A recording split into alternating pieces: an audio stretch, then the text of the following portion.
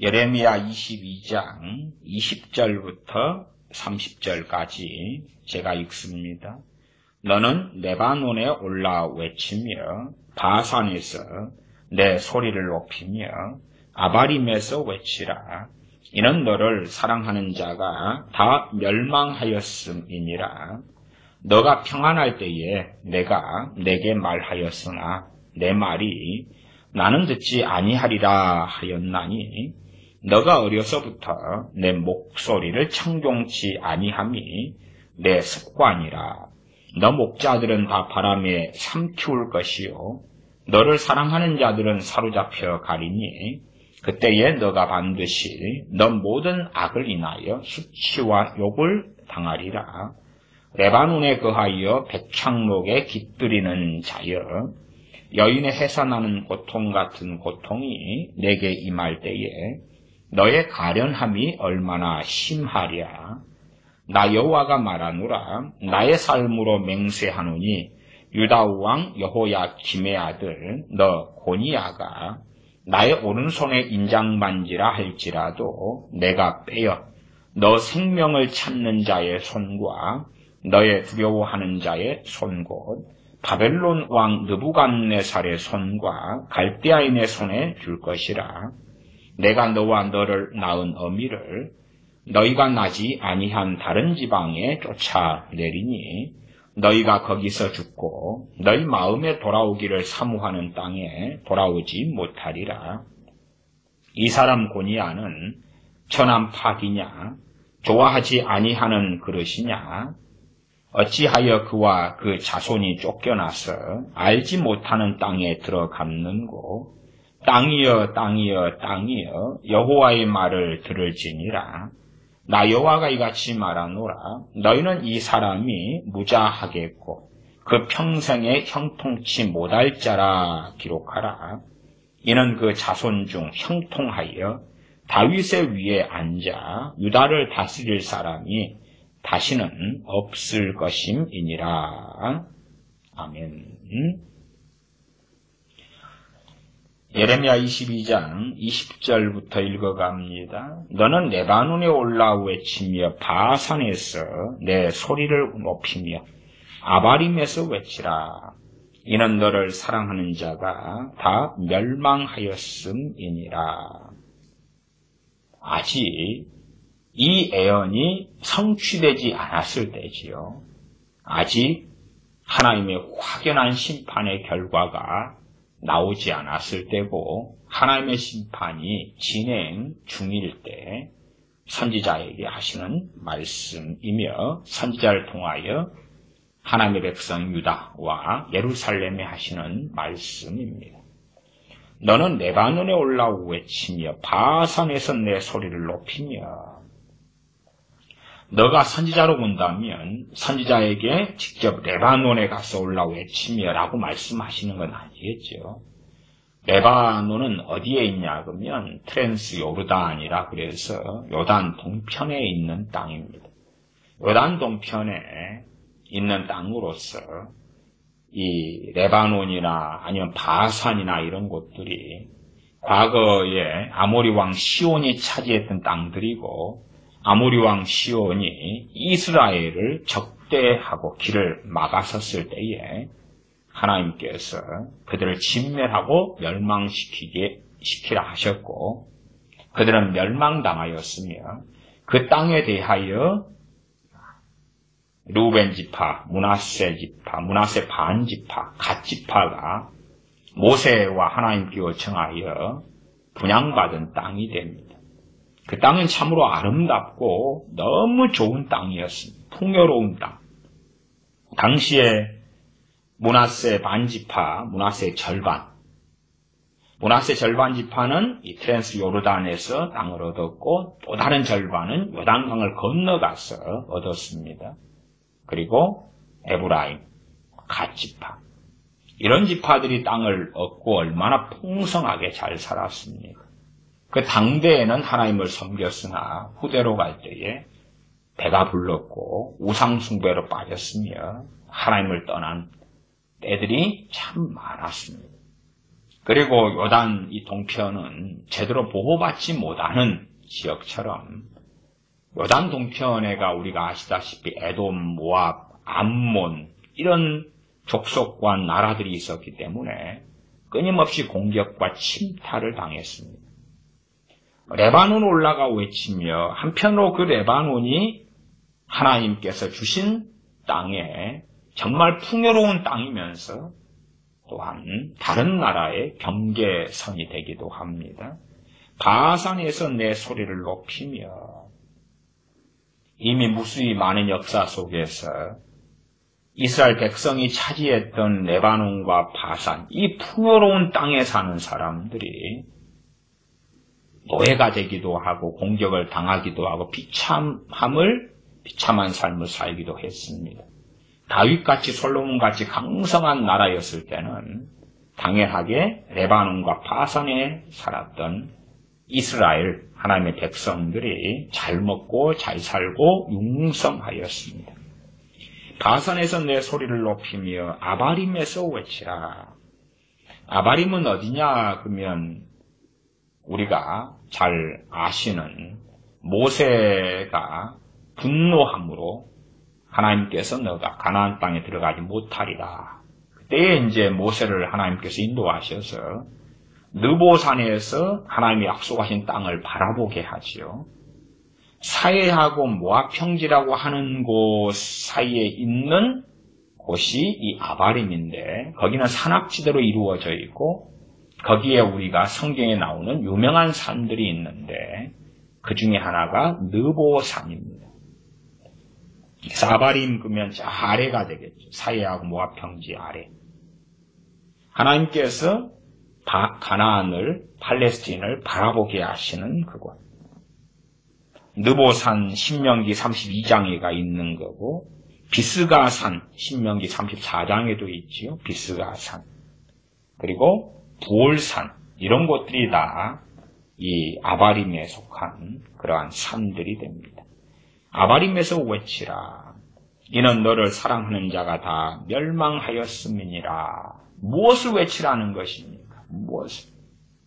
너를 사랑하는 자가 다 멸망했다.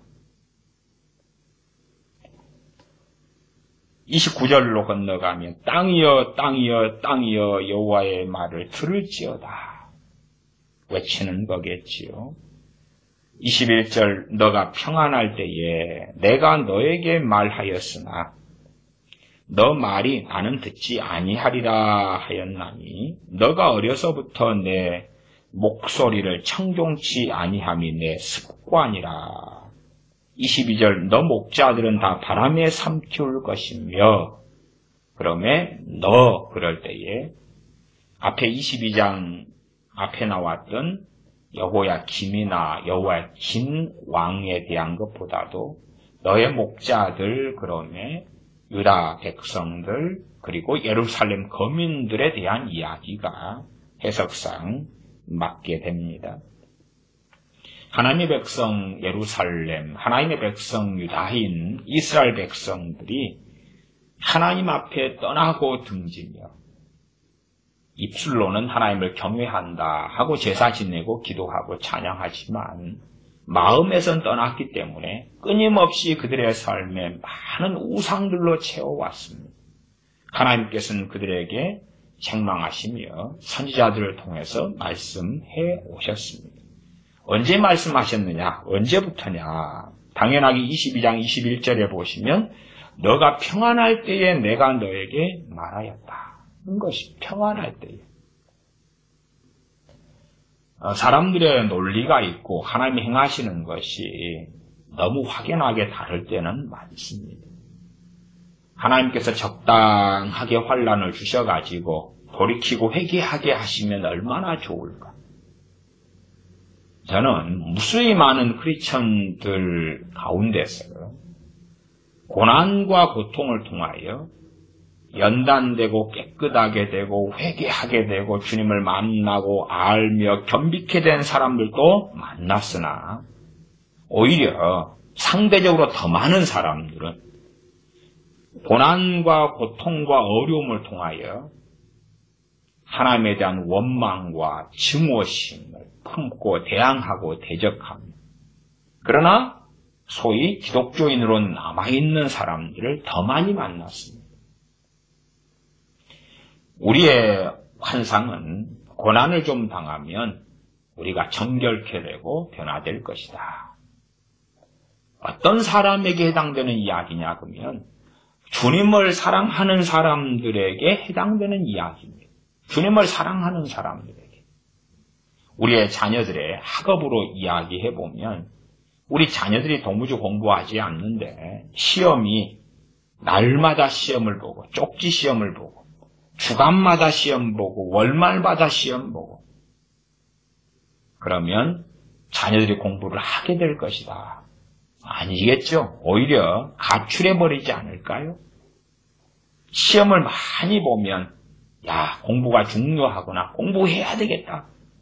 공부 안 하는 자녀 가운데 그런 자녀가 하나가 생긴다면 정말 공부가 뭐간데 나를 이렇게 괴롭히느냐.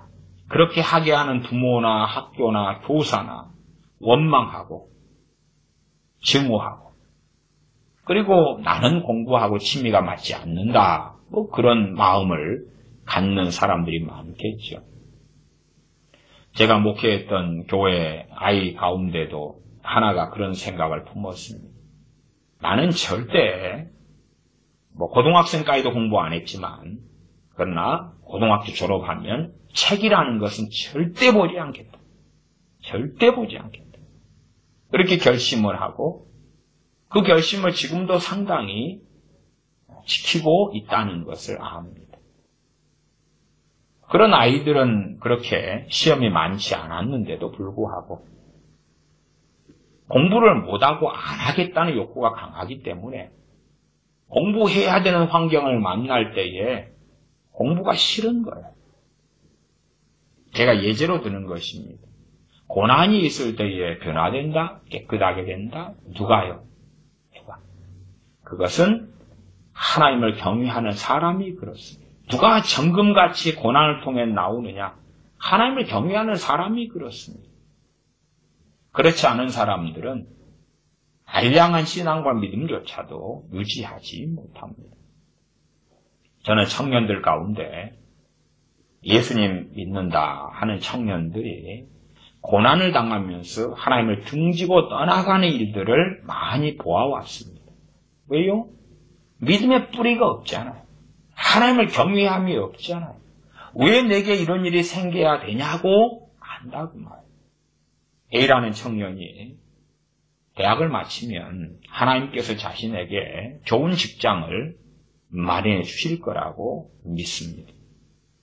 그러나 대학을 마쳤는데도 그리고 대기업체들의 서를 내었는데 당연하게 대기업체들에서 받아주지 않았고 중소기업에 냈는데도 중소기업 가운데 좋은 중소기업에서 받아주지 않았고 그러면 일자리가 없이 몇 년을 전전하는 것입니다. 편의점 알바도 했다가 그러나 그 일도 하기 싫어요.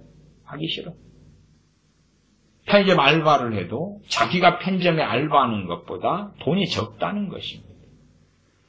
나는 소위 말하면 1시간 편의점을 지킬 때 10,000원을 받아야 될 사람인데 편의점 알바 비용으로 시급 6,000 얼마 주더라 그 말. 지금 이야기가 아니고 제가 몇 년 전 이야기를 하는 것입니다. 나는 대우받아야 될 사람이고 무엇보다 누구보다 하나님께서 나를 대우해 주셔야 되는 사람입니다. 왜 하나님은 나를 대우 안 해주시냐? 내가 믿어드렸는데 내가 예배해드렸는데 내가 찬양해드렸는데 하나님에 대한 기대감이 있다고 말이에요. 그것이 충족되지 않지요. 하나님을 통해서 더 평안하고 더 많은 걸 누리고 더 많은 걸 가지고 세상 사람보다 더 노력하지 않아도 더 많은 걸 얻는 것을 원한다 그 말이에요. 주님께서는 너희는 세상의 소금이라 세상의 빛이라 그렇게 말씀하신 것이 아니라 그렇게 하셨는데 그런 삶이 아니라 세상 사람이 10개를 노력할 때에 1개만 노력하고 10개의 결과를 얻겠다. 누굴 통해서요? 하나님을 통해서. 주님을 통해서. 세상 사람이 3개 노력할 때에 나는 하나만 노력해서 세상 사람이 3개 노력한 것 이상의 결과를 얻겠다. 저는 그러한 기독교 청년들을 많이 만났습니다. 그리고 소위 그 청년들 입장에서 고난이 닥쳐올 때에 주님을 등지더라 그 말이에요. 그냥 단순하게 무슨 고난입니까? 직장이 빨리 좋은 직장이 생기지 않더라. 그 다음에 좋은 직장이 생기지 않고 욕심은 많으니까 카드를 만들어서 카드를 긋는 것입니다. 그리고 신용불량자가 되는. 신용불량자가 되니까 기업에 원서도 낼 수 없게 되지. 빚내가지고 카드를 쓰는 것입니다. 욕심은 많으니까. 돈은 필요하고 욕심은 많고. 기도하는 것이지요. 하나님, 신용카드로 긁었습니다. 돈이 들어오게 해주십시오. 카드 빚을 갚아야 될 때에 부모에게 이야기하고 친구에게 돈을 빌리고 해도 어느 때 되니까 한계 상황이 오는 것이에요. 무슨 아주 대단한, 아주 놀라운 주님으로 인하여 당하는 그런 핍박이 아니다 그 말이에요. 인생사에서 보편적으로 생기는 문제. 에란 청년이 자기가 좋아하는 아가씨가 있었어요.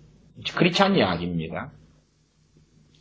이 아가씨가 이 청년에게 염증을 내고 떠나갔어요. 왜 염증을 냅니까? 크리스찬, 둘 다 크리스찬인데 사귀어 보니까 이 청년 남자가 하는 일이라는 것은 인격, 인성, 태도, 거짓말, 말 바꾸기, 너무 감성적인 행동, 충동적인 삶. 그러면 내 배우자 가면 되지 않는다. 그리고 헤어졌지. 그러면 이 청년이 생각할 때는 하나님께서 자기가 좋아하는 여자니까 그런 일이 없도록 다 막아주셔야 된다고 보는 거예요. 이 청년에게는 지 멋대로 살아가고 감성적으로 충동적으로 살아가는 청년에게는 고난인 거죠. 지가 좋아하는 여자는 지가 무슨 짓을 해도 자기한테 붙어 있어야 되는 거예요. 누가 해주셔야 되는 겁니까? 하나님이. 그런 일들만 닥쳐도 하나님을 등지고 떠납니다. 아니면 건성건성 예배당에 돌아다니지만 그러나 하나님을 사랑하며 말씀을 상고하고 하나님 말씀을 지키려는 것과는 마음 자체가 멀다 그 말이에요. 하나님께서 고난을 주시면 사람들이 변화될 것이다. 우리가 이 로마서에 보면 나라가 평안하도록 기도하라 그랬죠. 왜? 평안해야지만 구원 얻는 자가 많아지는 거예요. 평안해야지만. 노인분들이 있다고 생각해 보십시다. 노인분들 가운데 상당히 많은 사람들이 가난합니다. 나라 경기가 어려워지고 기근이 들었습니다. 먹을 것이 없습니다. 노인분들이 많이 구원을 받겠습니까? 그러지 않지요. 산에 가서 먹을 걸 구하고 구걸을 하고 고사리라도 소나무 껍질이라도 벗겨 먹으려고 하고 그 비참한 삶 가운데 언제 기도하고 언제 예배당에 가서 말씀을 듣고 상고하고 하나님을 찾고 그러겠습니까? 안 그래요. 사람들은 고난에 대한 실체를 보기보다도 환상을 가지는 경향이 아주 많습니다. 고난당하기 전에 먼저 있어야 될 것은 그가 많이 부족해도 하나님의 사람이어야 하는 것이에요. 그때에 고난이 내게 유익이라. 고난당하기 전에는 내가 그릇 행하였으나 그러나 이제 고난당한 다음엔 정금같이 나올 수 있다 그 말이에요. 그것도 모든 사람에게 해당되지 않아요. 하나님께서 택하신 사울왕의 경우도 고난을 당합니다. 정금같이 나옵니까? 그러지 않지요. 그 사울왕의 입장에서 고난들이 있다 그 말이에요. 그 고난들을 통하여 정금같이 나오는 게 아니라 하나님을 배반하는 것입니다. 다윗의 아들 압살롬이 있다. 압살롬 입장에서 고난들이 있었지요. 동생이 강간당해서 강간한 형을 죽여버리고, 그리고 도망가고 떠났다가 다시 와서 왕이 되고 싶어서 아버지를 속이고 반란 일으키고 아버지를 죽이려 하고, 압살롬 입장에서는 많은 고난이 있었지요. 그 고난이 뭐로 인한 것입니까? 자기 죄로 인한 것이에요. 전쟁을 아버지와 하게 됐고 아버지를 죽이려 하고, 야, 참한 일이다. 그걸 통하여 압살롬이 거룩하게 변해버린다. 아니죠. 상술나무에 머리카락이 걸려서 죽임당하지요. 우리는 항상 소설 쓰기 좋아합니다. 그렇기 때문에 세상의 소설을 크게 안 봐도 되지요. 야, 고난만 내 자녀가 당하면 결과가 아름다워질 거야. 내게 고난만 있으면 내가 아름다워질 거야. 거룩해질 거야. 고난은 누가 당하느냐 하는 것이, 누가 당하느냐 하는 것이. 학생으로 제가 비유 들었지 않습니까? 시험이 내일 있다. 그 내일 시험에 준비된 아이, 학생은 내일 시험을 통하여 더 나은 인생길을 걸어갈 것이고, 내일 시험이 예를 들어서 수능이라고 합시다. 대학을 가려면 수능을 봐야 되고 수능시험이라고 한다면 준비된 학생은 수능시험이라는 시험을 통과하고 좋은 성적을 거두고 더 좋은 길을 걸어가겠지. 그러나 학생인데, 수능시험 볼 학생인데 준비되지 않았다. 시험이란 고난을 보는데 문제를 보니까 검은 것은 글씨고 하얀 것은 여백이고 종이더라. 땀 뻘뻘 흘리면서 되는 대로 찍고, 그래서 수능을 봤기 때문에 이 학생의 실력이 좋아졌다. 그러지 않는다 그 말이에요. 고난 속에서 정금같이 나오는 사람이 있어요. 그러나 대다수의 사람은 고난 가운데 정금같이 나오기는커녕 쓰러지고 무너지고 넘어지는 것입니다. 그러면 우리는 상상하기 좋아하죠. 고난이 닥치면, 그러면 정말 많은 사람들이 하나님께 돌아오리라. 안 그렇습니다. 성경 디모데전서 2장 본문에 나온 말씀인데, 디모데전서 2장을 함께 봐보겠습니다. 디모데전서 2장 1절 2절 제가 읽겠습니다. 1절 2절 4절까지 보면 좋겠습니다. 그러므로 내가 첫째로 권하노니 모든 사람을 위하여 간구와 기도와 도구와 감사를 하되 임금들과 높은 지위에 있는 모든 사람을 위하여 하라. 이는 우리가 모든 경건과 단정한 중에 고요하고 평안한 생활을 하려 함이니라. 왜 높은 사람들 위해 기도해야 되느냐? 고요하고 평안한 생활을 하려 함이냐? 높은 사람들이 악의 길을 걷고 잘못된 길을 걸을 때에 고요하고 평안한 생활을 못하지요. 일본과 무역전쟁이 벌어지고 경제는 몰락하고 대한민국의 안보는 무너지고 언제 북한이 탄도미사일 쏠 줄 모르고 언제 침략할지 모르는 상황에 들어가고, 또한 이 미국과 중국의 무역전쟁 가운데 박쥐가 돼서 어디에 붙을까? 그리고 그로 인한 막심한 피해가 발생하기도 한다고 말이에요. 무수히 많은 잘못된 법안이 만들어지고 잘못된 정책을 시행하고, 그 결과가 고요하고 평안한 생활을 못하지요. 저는 고요하고 평안한 생활을 했던 과거가 그립습니다. 나라의 정치에 신경 쓰지 않아도 되었고, 안보를 신경 쓰지 않아도 되었고, 그리고 내 할 일만 충실히 하면 되었던 그러한 고요하고 평안한 생활을 했던 과거가 정말 부럽습니다. 그때가 그리워요. 그 옛날이 그립습니다.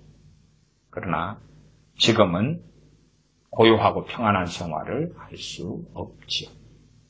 왜요? 나라는 정말로 정신없이 소위 미쳐서 돌아가는 것처럼 안보가 무너지고 경제가 무너지고 외교가 무너지고 가장 가장 가깝게 한미일 삼각동맹 가운데 미국과 관계가 악화되고 한미동맹이 무너져가고 일본과 동맹관계가 더 이상 아니게 되고 이런 상황에서 우리가 고요하고 평안한 생활을 할 수 있느냐.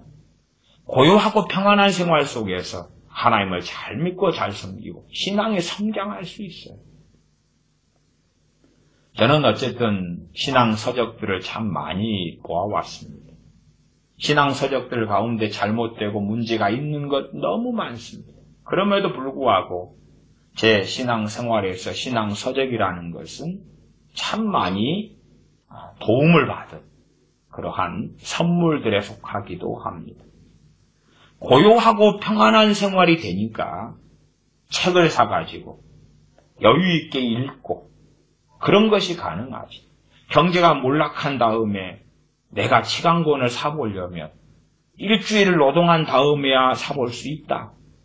아니면 내 하루 노동해가지고 빵 2덩이, 3덩이 얻기 어렵다. 그러면 어떻게 우리가 신앙생활을 제대로 할 수 있겠는가 그 말이에요. 항상 우리는 어느 망상에 젖어들지 않도록 주의하고 조심해야 됩니다. 디모데전서 2장 3절은 이것이 우리 구주 하나님 앞에 선하고 받으실 만한 것이니 하나님은 모든 사람이 구원을 받으며 진리를 아는 데 이르기를 원하시느니라. 고요하고 평안한 생활을 사람들이 해갈 때에 그들에게 복음을 전파하면 불신자가 듣고 그러면 교회에 나가서 나도 예배를 드려볼까요? 그런데 기근의 시대가 닥쳐오고 환란의 시대가 닥쳐오면 나 예수님 믿어볼까요? 하는 시기 하는 정신이 어디가 있겠느냐 그 말이 어디가 있겠느냐. 난민들 가운데 예수님 믿는 사람들이 좀씩 생겨나고 있습니다. 난민들이 자기 나라를 떠나요. 혹은 자기 고향을 내전 때문에 떠나요. 떠나가지고 국제구호단체가 주는 걸 먹고 혹은 어느 단체에서 주는 걸 먹으면서 그러면서 과거의 자신의 나라의 내전이나 혹은 국가적인 환란 속에서 거기에 있을 때보다 이제 예수님 믿기가 좀 더 형편이 좋아지는 거예요. 그렇죠? 좀 더 좋아져요. 난민촌에 들어가고 그리고 아침 되면 배급을 받고 그러나 그들이 자신의 고향과 나라를 떠나기 전에는 그렇지 않았다고 말이에요. 그렇게 떠나와가지고 좀 여유가 생기니까 복음도 들어봄직하고 하나님을 찾게 되기도 하고 그런 것이다 그 말이에요. 그러면 하나님께서는 하나님의 백성들에게 평안할 때 말씀해 오신 거예요. 평안할 때. 예레미야 22장 21절로 갑니다. 너가 평안할 때에 내가 너에게 말하였으나 평안할 때 하나님 고난을 통하여 우리를 바꿔주십시오. 평안할 때 말씀하셔야지 우리가 변화될 시간, 회개할 시간, 우리를 점검하고 돌아볼 시간이 있는 것입니다.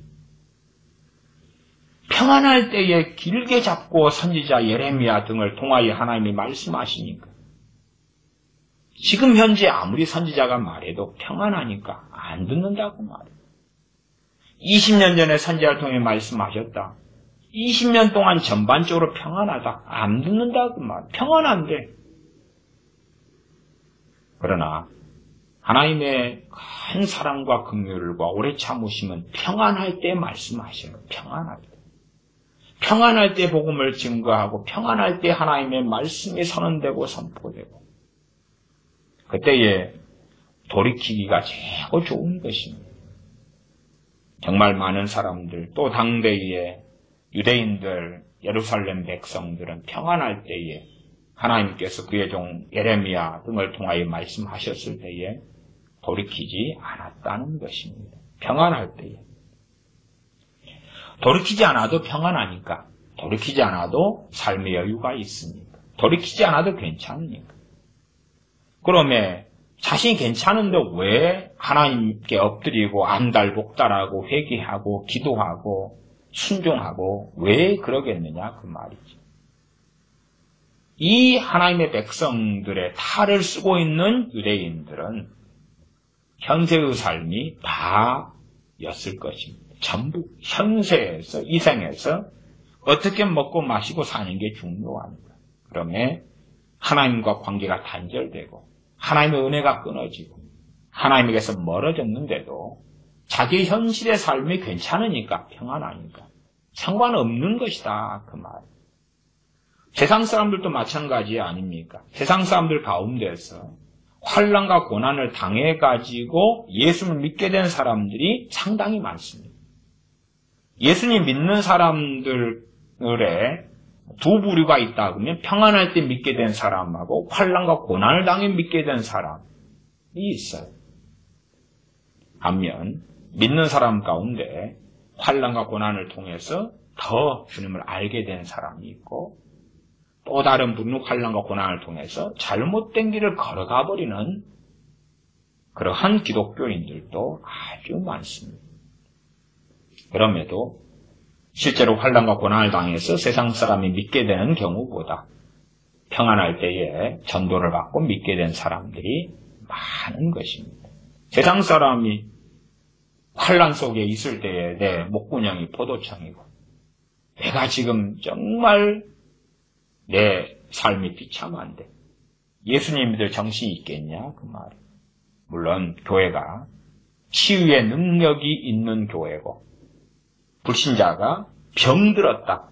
그럴 경우에는 질병의 문제니까 질병을 통하여 교회에서 주님의 이름으로 치유받고 믿게 되는 경우들이 있지요. 그런 경우들은 저는 그래도 많이 보았습니다. 22장 21절입니다. 너가 평안할 때에 내가 내게 말하였으나 너 말이 나는 듣지 아니하리라. 나는 듣지 아니하리라. 지금도 하나님 말씀 안 들어도 평안하고 괜찮은데 내가 왜 들어? 내가 들으면 하나님이 더 많은 금은보화를 주신대? 특별히 뭐 내 삶이 변한데? 지금도 평안한데? 아쉬운 게 없는데? 나는 듣지 아니하리라 하였나니 너가 어려서부터 내 목소리를 청종치 아니함이 내 습관이라. 유대인들이 어려서부터 또한 어려서부터를 비유적으로 사용한다면 이스라엘 백성의 소위 건국 초기부터 조상 때로부터 나라가 점점점 강성해지기 전에 미약할 때부터 한 개인으로 말한다면 어릴 때부터 말씀을 안 듣는다 그 말이에요. 직접적으로 어릴 때라고 한 개인의 역사에서 이야기한다면 잠언의 말씀은 마땅히 행할 길을 아이에게 가르치라. 그리하면 늙어서도 떠나지 아니하리라 말씀하죠. 그러나 아이들을 너무 사랑스럽고 이쁘게 보는 어리석은 부모들은 어릴 때의 말씀을 가리켜서 어릴 때에 하나님을 섬기는 습관을 만들어야 하는데 그것을 만들지 않지요. 오히려 나이가 들면 잘 믿겠거니. 아니, 어린 시절부터 있었던 습관이 세상 사람으로 사는 습관이라.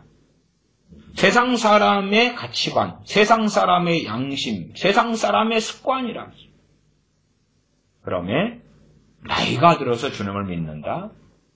그런 경우는 거의 없다 그 말이에요. 어쩌다가 하나 있는 예외를 가지고 간증을 하니까 헬렐레 해져서 정신머리 없는 사람이 많이 생기는데 우리가 최소한 미국이나 독일이나 영국이나 프랑스나 유럽 교회들을 보면 그들이 소위 기독교인으로 났는데 그리고 수백 년을 살아왔는데 그들이 나이가 들고 어른이 되니까 회개가 일어나고 교회로 돌아오고 하나님께 대한 참된 찬양과 예배를 드리고 그리 되었나요?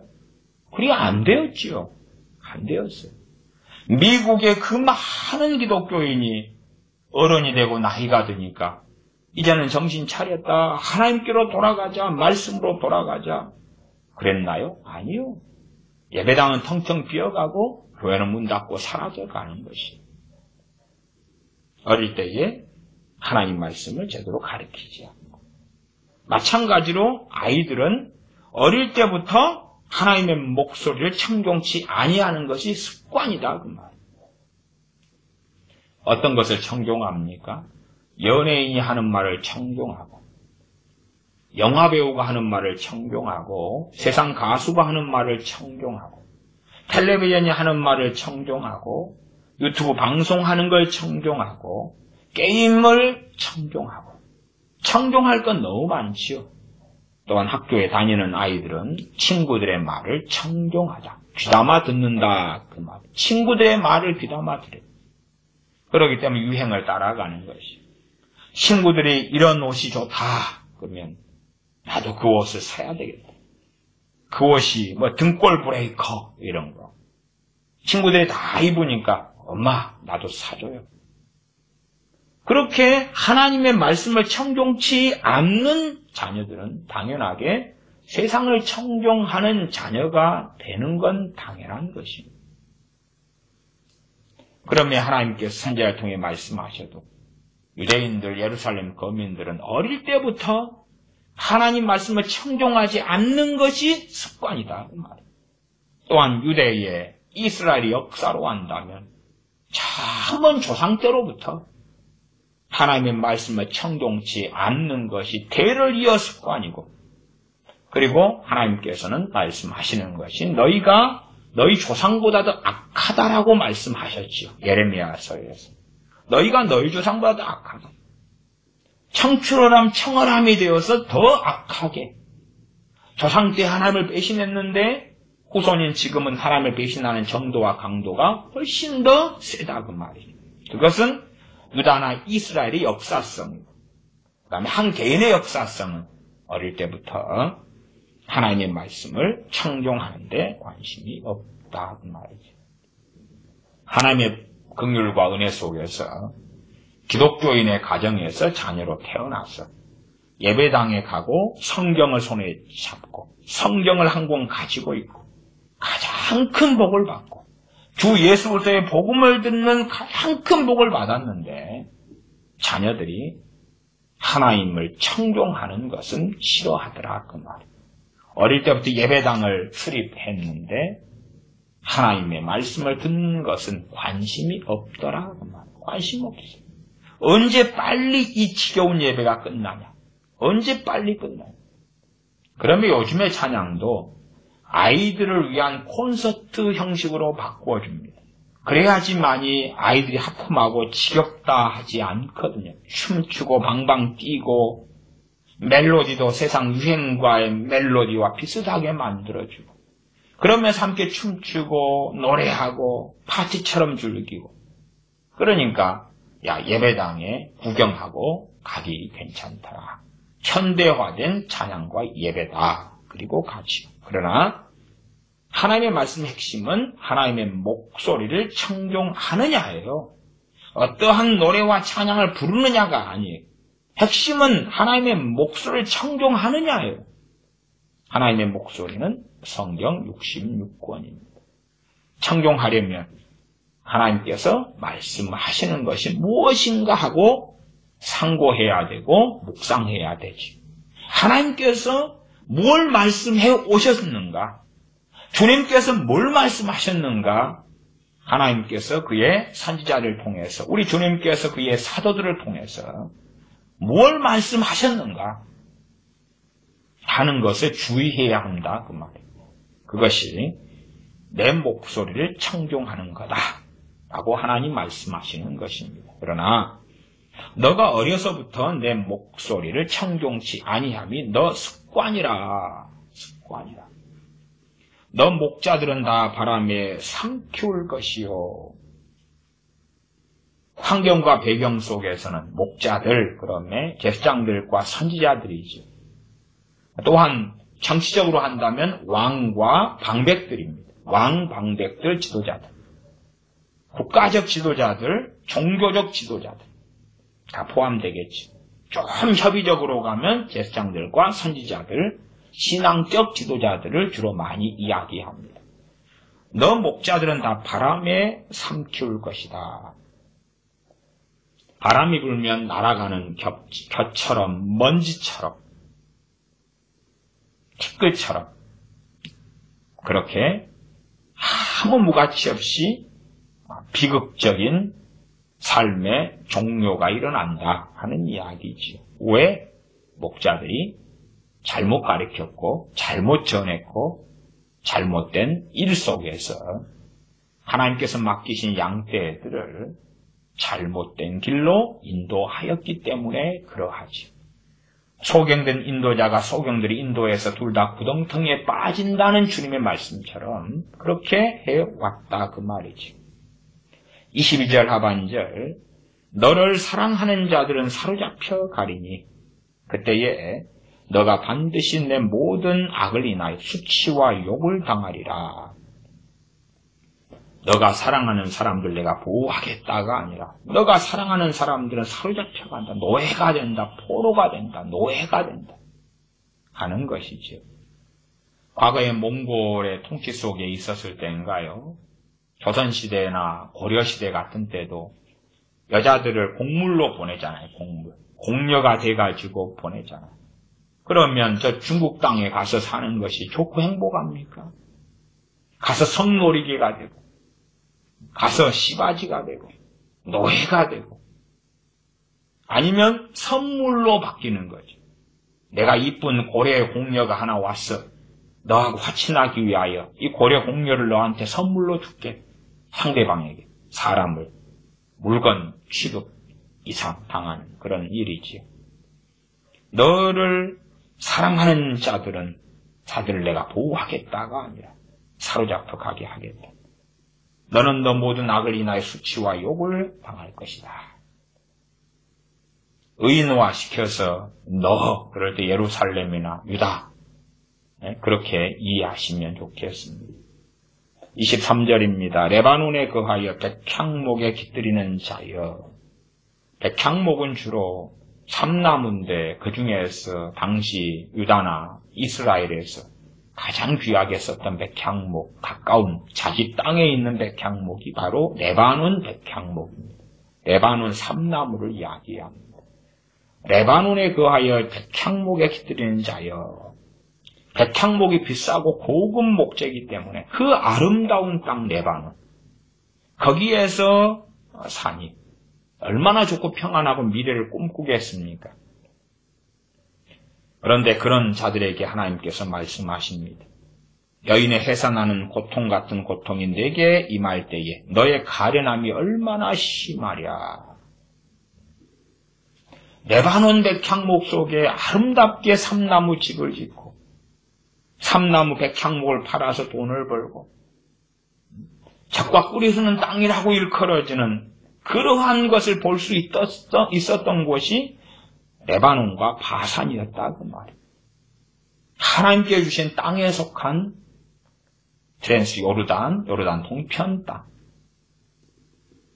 그들에게 하나님의 말씀은 여인의 해산하는 고통 같은 고통이 내게 임할 때에 너의 가련함이 얼마나 심하랴. 24절 나 여호와가 말하노라. 나의 삶으로 맹세하노니 유다왕 여호야김의 아들 너 고니야가 나의 오른손에 인장반지라 할지라도 내가 빼어. 23절까지가 이제 한 예언이 끝나고 한 말씀이 끝나고 24절부터 문맥이 바뀌는 걸 알 수가 있습니다. 간혹 가다가는 잘못된 문맥의 설정이 있으나 우리가 사용하는 성경을 보시면 주로 성경마다 문맥이 바뀔 때에 동그라미로 표시해 놓은 것을 많이 보실 겁니다. 문맥이 바뀌면 바뀌는 시작하는 절의 동그라미. 제가 가지고 있는 성경도 24절에가 동그라미가 있습니다. 24절. 장이 바뀔 때는 장에는 이제 크게 표시 안 하고요. 25장 같은 경우도 23장에도 제 가진 성경에는 5절에가 동그라미가 있고요. 9절에가 동그라미가 있고 그렇게 22장에는 동그라미가 10절에가 있고 13절에가 있고 20절에가 있고 이렇게 됩니다. 그래서 이 기본적인 동그라미가 다 옳은 건 아니에요. 그러나 이제 24절에 그 앞에 말씀하고 틀리게 고니야에 대해서 한 하나님의 말씀. 고니야가 누구냐 그러면 여호야김의 아들인 여호야긴입니다. 여호야긴. 하나님께서 여호야긴에게 그의 이름이 정확하게는 여고니야 이렇게 가면 여고니야에서 여자를 뺐죠. 그냥 고니야라 그랬죠. 말하자면은 소위 왕세자인데 낮추어 부르는 이름에 속합니다. 낮추어 부르는. 유다왕 여호야김의 아들로 고니야가 나의 오른손에 인장반지를 할지라도 내가 빼어 너 생명을 찾는 자의 손과 너의 두려워하는 자의 손 곧 바벨론 왕 느부갓네살의 손과 갈대아인의 손에 줄 것이라. 갈대아 족속이 바벨론을 세웠다 그랬습니다. 그러나 바벨론의 전부가 갈대아 족속이 아니지요. 갈대아 족속으로서 왕이 된 사람이 이 느부갓네살의 아버지입니다. 그리고 605년에 그 아들인 느부갓네살이 이제 이어서 왕이 됐죠. 그리고 신바벨론이라 그러고 바벨론 국가의 중심 세력이 갈대아인들입니다. 갈대아인들. 우리가 중국 같은 데 가도 중국에도 소수민족들이 많지 않습니까? 물론 핵심은 한족이지요. 그리고 중국에도 조선족들도 좀 있지 않습니까? 그런 것처럼 어떤 한 나라의 구성이 다민족인 경우는 아주 많아요. 그 중에서 이 갈대아인들이 핵심이 되는 나라가 바벨론이고, 그리고 예루살렘을 공격하고 멸망시키는 핵심도 갈대아인들입니다. 용사들, 칼을 들고 창을 들고 말을 타는 용사들. 그래서 이들이 바벨론, 신바벨론의 건국의 핵심 세력이고, 여기에서 이제 느부갓네살이 나왔지요. 그래서 성경 25절 본문에는 바벨론 왕 느부갓네살의 손과 갈대아인의 손에 줄 것이라 이렇게 따로 구분해서 말씀이 기록되기도 합니다. 26절 내가 너와 너를 낳은 어미를 너희가 나지 아니한 다른 지방에 쫓아내리니 너희가 거기서 죽고 너희 마음에 돌아오기를 사모하는 땅에 돌아오지 못하리라. 너희가 포로되어 끌려갈 것이다. 그러나 너희가 사모하는 이 땅에 돌아오지 못한다. 아직 여호야긴이 포로로 잡혀갈 때가 유다가 멸망하기 10년 정도 전입니다. 말하자면 역사적으로 BC 597년 8년 때 벌어지는 일이고 예루살렘 멸망, 유다의 멸망은 BC 586년 7년에 벌어지는 일이에요. 그렇기 때문에 10여 년 혹은 약간 더한 격차가 있다 그 말이에요. 그러면 아직 유다나 예루살렘 멸망하지 않았기 때문에 거기에는 많은 제사장들, 많은 선지자들이 남아 있습니다. 그리고 그들은 계속하여 하나님의 이름을 빙자해서 애언해 왔습니다. 말하자면 여호야긴이 돌아온다. 포로 잡혀간 사람들이 돌아온다. 아직 나라가 있기 때문에 포로로 바벨론에 잡혀간 사람들과 서신 왕래도 되고 사신도 보내기도 하고 연락도 주고받게 받았습니다. 그러면 선지자들이, 제사장들이 하나님께서 곧 포로로 끌려가며 또한 예루살렘에 있는 솔로몬 성전에 있는 성경 진물들도 빼앗긴 것들 다시 다 돌아오게 하신다. 이런 애언들을, 이런 말들을 당대의 제사장들과 선지자들은 계속했습니다. 하나님께서는 전혀 그렇지 않다고 확언하시는 것입니다. 아니야, 그렇지 않아. 이 여호야긴 고니야가 포로로 끌려간 다음에 27절 너희 마음에 돌아오기를 사모하는 땅에 돌아오지 못하리라. 고니야와 고니야의 엄마가 끌려간 다음에 고향을 그리워하고 돌아가야지 언제 돌아가게 될까 언제 돌아가게 될까 그렇게 사모해도 돌아오지 못한다 하는 것입니다.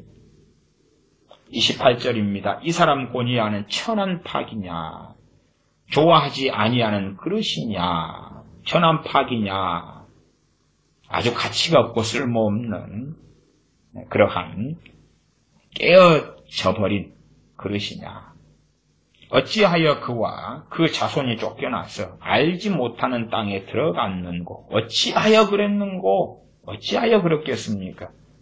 그들이 하나님을 섬기기를 기뻐하고 원치 아니하였기 때문에 그렇지. 29절 땅이여 땅이여 땅이여 여호와의 말을 들을지어다. 사람들에게 아무리 선지자를 통해 말씀하셔도 듣지 않아요. 듣지 않아. 그래서 오죽하면 하나님께서는 땅이여 땅이여 땅이여 여호와의 말을 들을지어다 라고 말씀하시겠는가 하는 것입니다. 사람에게 말을 듣지 않은 거예요. 끊임없이 주의 종을 통해 전하여도 듣지 않는 것입니다. 30절 나 여호와가 이같이 말하노라. 너희는 이 사람이 무자하겠고, 이 사람은 누구냐 그러면 여고니아인 여호야킨입니다. 이 사람이 무자하겠고 그 평생에 형통치 못할 자라 기록하라. 이는 그 자손 중 형통하여 다윗의 위에 앉아 유다를 다스릴 사람이 다시는 없을 것임이니라. 하나님께서는 돌아오지 못한다 말씀하시고 30절은 너희는 이 사람이 무죄하겠고 그 평생에 형통치 못할 자라 기록하라 말씀하십니다. 이 사람이 무죄하다, 자식이 없을 것이다. 그것은 간단한 이야기는 아닙니다. 어떤 면에서 함정이 존재하기도 합니다. 마태복음 1장을 봐보겠습니다. 마태복음 1장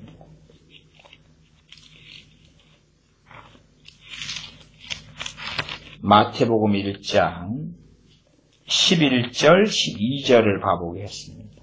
11절 12절 바벨론으로 이거할 때 요시야는 여고냐와 그 형제를 낳으니라. 이 여고냐가 이제 직접 이 요시야가 낳은 게 아니에요. 말하자면 여호야긴은 요시야의 손자가 됩니다. 성경은 이 방법을 계속 사용해요.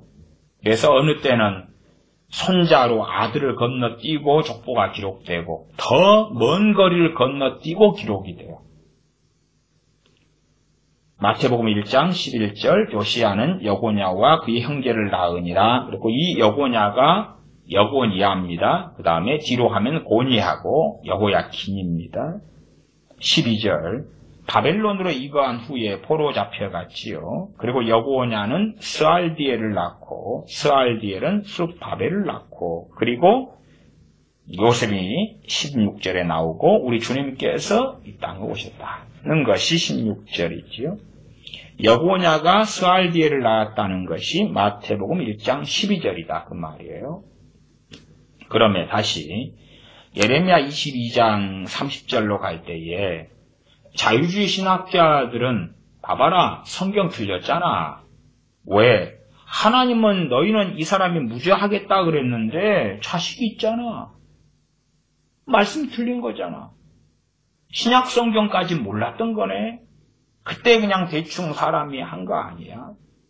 그러면 성경에는 우리가 그냥 여고냐가 누군지 잘 몰라. 여호야킨이 자식 낳았는지 안 낳았는지 몰라. 그러면 자식이 없이 죽었는갑다 그러지만 좀 아는 사람들은 이제 자유주의 신학자들을 따라가기가 쉬워지는 거예요.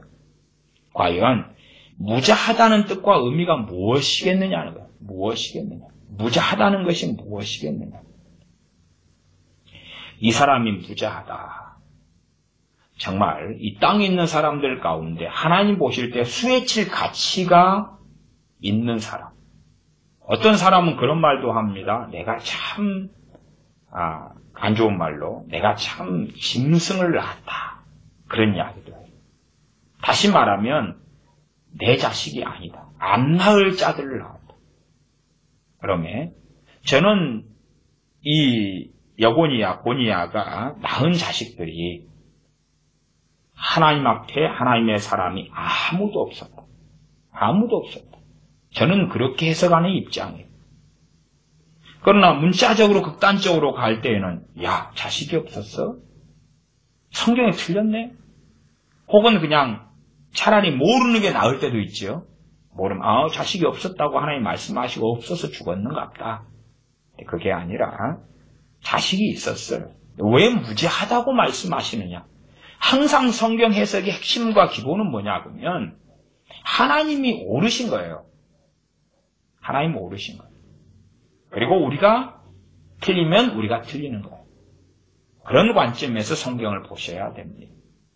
제가 지난 시간, 그 앞 시간도 말씀드렸습니다만은 성령의 내적 증거 속에서 말씀을 상고해야 된다.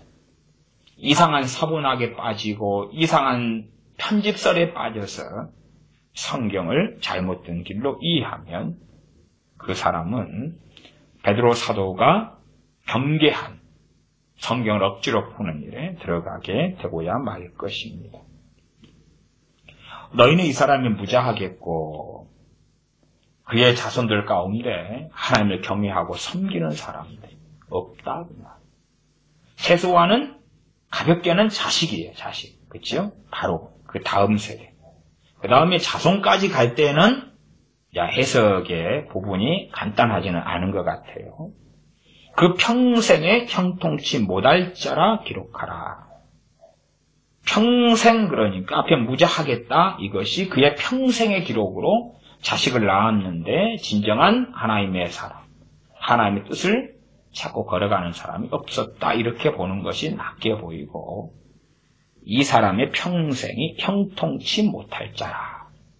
형통치 못하다는 것이 뭡니까? 하나님과 함께 동행하는 삶을 살지 않는다. 않는다.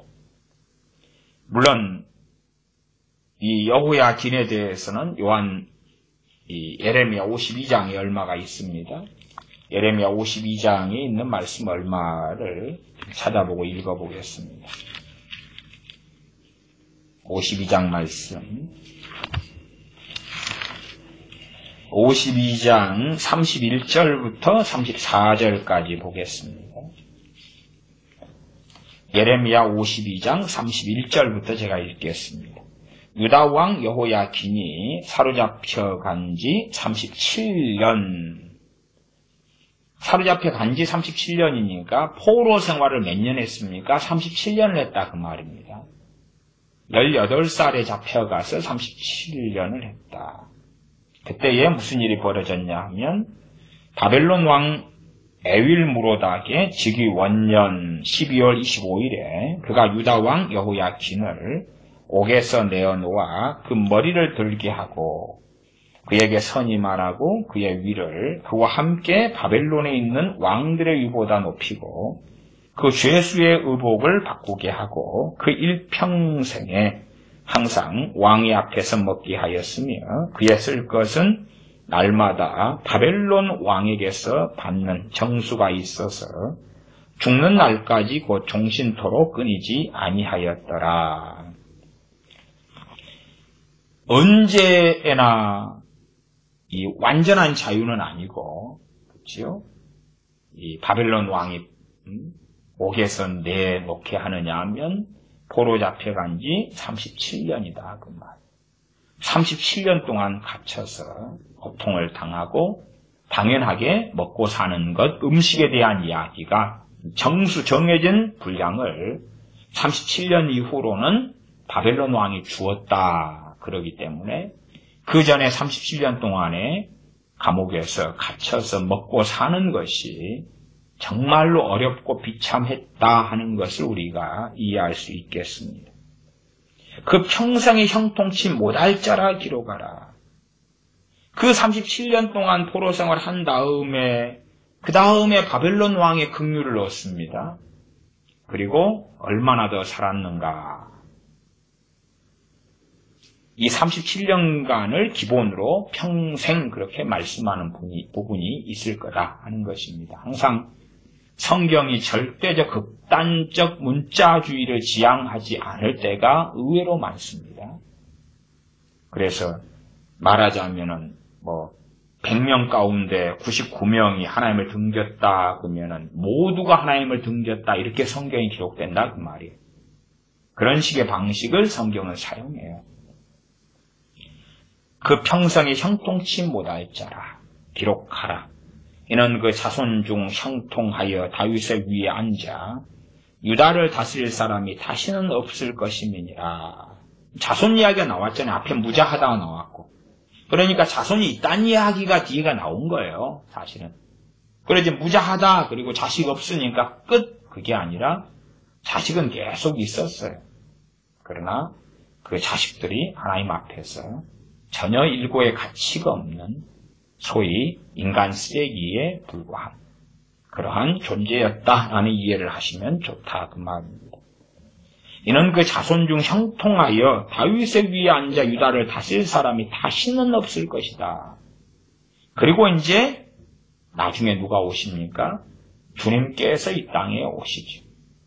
그렇기 때문에 이러한 말씀도 나중에 주님께서 유대인의 왕으로 오셨는데 그렇게 사람들이 생각하는데 그것은 그 주님 앞에까지를 이야기하는 내용입니다. 에스겔서를 한 두어 구절 본 다음에 말씀을 마무리하겠습니다. 에스겔 21장 27절 정도를 봐보겠습니다. 에스겔 21장 27절 제가 읽습니다. 26절 7절 읽겠습니다. 나주 여호와가 말하노라 관을 제하며 멸류관을 벗길지라 그대로 두지 못하리니 낮은 자를 높이고 높은 자를 낮출 것이니라 내가 엎드려 뜨리고 엎드려 뜨리고 엎드려 뜨리려니와 이것도 다시 잊지 못하리라 마땅히 얻을 자가 이르면 그에게 주리라. 그리고 이 에스겔 21장에 24절부터 27절까지에서의 그 사람은 누구냐 그러면 핵심이 이 사람은 시드기야 왕입니다. 유대의 마지막 왕 시드기야 왕에 대하여 말씀하면서 멸류관을 제하고 벗겨버려라 하는 것이에요. 그리고 27절 하반에 가면 마땅히 얻을 자가 이르면 그에게 주리라. 그래서 다시 예레미야 22장 30절로 왔을 때에 다윗의 위에 앉아 유다를 다스릴 사람이 그 자손 중에서 다시는 없을 것이라 할 때에 정말로 없다는 게 아니라 주님께서 마땅히 얻을 자 되시는 주님께서 오실 때까지 없다 그 말이에요. 주님께서 오실 때까지. 나아가서 항상 주님에 대해서도 성경은 두 가지 관점을 사용합니다. 주님께서도 어떻게 메시아가 다윗의 자손이 되겠느냐. 성경은 메시아 되신 주님께서 다윗의 위에 앉으셨고 다윗의 자손으로 오신다고도 말씀하면서 그러나 다윗이 주님을 배웠고 주님을 성육신 하시기 전에도 알고 섬겼다고 말씀하시는 거예요. 이미 다윗도 아브라함도 주님을 알고 섬겼다고 말씀해요. 그래서 어떻게 메시아가 다윗의 자손이 되겠느냐라고 말씀하셔요. 그러면 어느 관점에서 성경이 본문을 다룰 것이냐에서 거기에서 달라지는 거예요. 말하자면 주님의 인성과 신성의 부분에서 주님의 독생하신 하나님 되심의 측면에서 본다면 당연하게 우리가 문자적으로 예레미야 22장 30절을 볼 때에 아무 하자와 문제가 없어요. 왜? 사람의 몸을 가지고 태어나지만 실제로 이들의 유전인자를 가지고 태어나는 것도 아니고 혹은 이 여고니아의 자손이 여자하고 결혼관계 속에서 그 자손이 요셉 아닙니까? 요셉의 정자와 마리아의 난자를 통해 주님이 태어나신 게 아니기 때문에 그러한 신성의 관점에서 그러나 어떨 때는 인성의 관점에서 말하자면은 이 다윗의 족보를 이어가지고 태어나신 주님의 관점에서 기록될 때도 있어요. 그러면 우리가 복잡하고 어렵게 생각하실 필요는 없습니다. 함정들은 많다 그 말이에요. 자유주의자들이나 하나님을 경외하지 않는 사람들이 빠질 함정들이 많아요. 대강 성경을 보는 사람들은 그냥 그러려니 하고 지나가지만 자세히 보는 사람들, 더군다나 많은 신학책을 보는 사람들은 이게 뭐냐 도대체 말씀이 틀리네. 이걸 어떻게 해석해야 되지? 그런 함정의 부분이 아주 많습니다. 30절 읽고 말씀 마무리합니다. 나 여호와가 이같이 말하노라. 너희는 이 사람이 무자하겠고 그 평생에 형통치 못할 자라 기록하라. 이는 그 자손 중 형통하여 다윗의 위에 앉아 유다를 다스릴 사람이 다시는 없을 것이라. 그러면 형통치 못할 자라 했을 때에 그가 나중에 마지막 예레미야 52장 끝에서는 얼마간의 형통하는 것을 보지요. 그걸 보는데 그 다음의 내용을 보면 형통하여 다윗의 위에 앉아 그러니까 최소한의 여기에서 말씀하는 형통이 잘 풀린다 보다도 더 근원적으로는 다시 왕으로 복귀하여서 왕으로 탄다의 의미로서의 뒤에서 형통을 사용하고 있다는 걸 생각해 볼 수가 있어요. 제가 그런 의미가 아닌 일반적 형통의 의미에서도 앞에서 말씀드렸고 그 다음에 그 다음 구절에는 그 자손 중 형통하여 다윗의 위에 앉아 그러니까 여호야긴은 왕으로서 포로되어 끌려갔는데 죽을 때까지 왕위를 회복하지 못했고 다윗의 위에 앉아서 통치하는 형통함이 없었다 그 말이에요. 포로 끌려가서 포로 가운데 죽게 될 것이다 하는 이해를 우리가 쉽게 할 수가 있습니다. 기도하겠습니다. 아버지 하나님, 평화롭고 좋은 땅 레바논과 바산 속에 살면서 평안할 때에 하나님께서 경고하시고 말씀하실 때에 우리가 듣기를 싫어합니다. 또한 어릴 때부터 하나님의 말씀을 청종치 않는 것이 우리의 많은 습관이 되어져 왔습니다. 그러므로 이러한 습관을 뜯어고치는 것이 참으로 어려울지라도 하나님의 말씀을 가장 먼저 청종하는 경건의 훈련, 경건에 이르기를 연습하는 우리가 되게 하여 주시옵소서. 여호야긴이 평생에 형통치 못할 자라 기록되어졌고 그는 참으로 하나님을 경외하지 않는 어리석은 삶으로 포로 잡혀가 비극 속에서 살았었습니다. 우리가 하나님 앞에서 참된 형통은 하나님만이 주시며 우리의 어리석은 머리를 굴리고 유욕적인 생각으로 잠시 형통할 수 있으나 그러나 하나님 앞에서 때로 고난 속에 산다 할지라도 진정한 형통을 얻으며 하나님의 들으심을 받으며 하나님의 은혜를 누리는 삶이 덜 먹고 덜 마시고 덜 누리고 산다 할지라도 진정한 형통이며 가장 복된 삶임을 깨닫고 사는 우리 되게 하여 주시옵소서. 우리 주 예수님의 이름으로 기도하옵나이다. 아멘.